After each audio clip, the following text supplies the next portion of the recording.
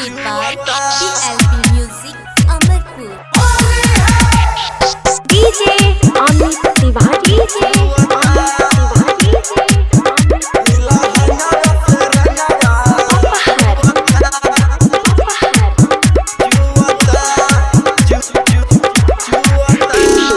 मार देले आके यार देख ले ले भाई लागे होलिया में चोली खूल नहीं पाई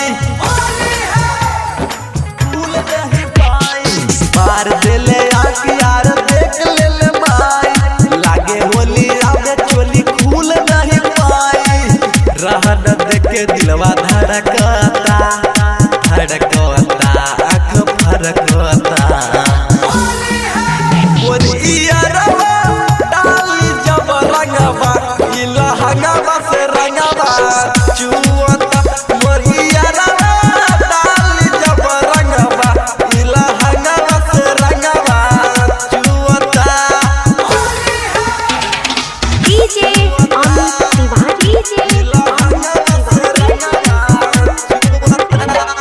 Presented by PLP Music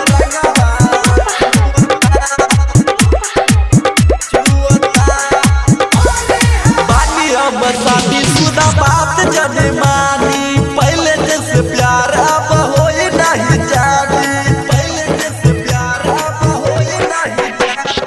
बानी हम शादी शुदा बात जजमानी पहले जैसे प्यार अब होए नहीं जानी पीके आइल बाटे दारू जी यानी महुआ जी रंगवा इला हनवा से रंगवा चुवता मोरिया डाली जब रंगवा इला हनवा से रंगवा चुवता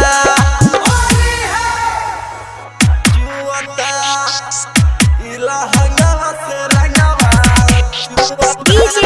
Amit Tiwari, इला हनवा से रंगवा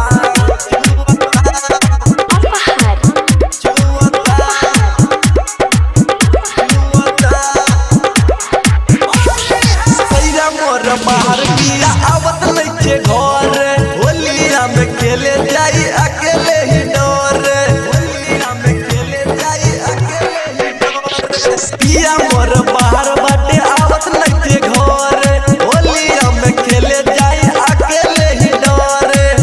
आकाश यादव रंगवा डालता चोली फाड़ता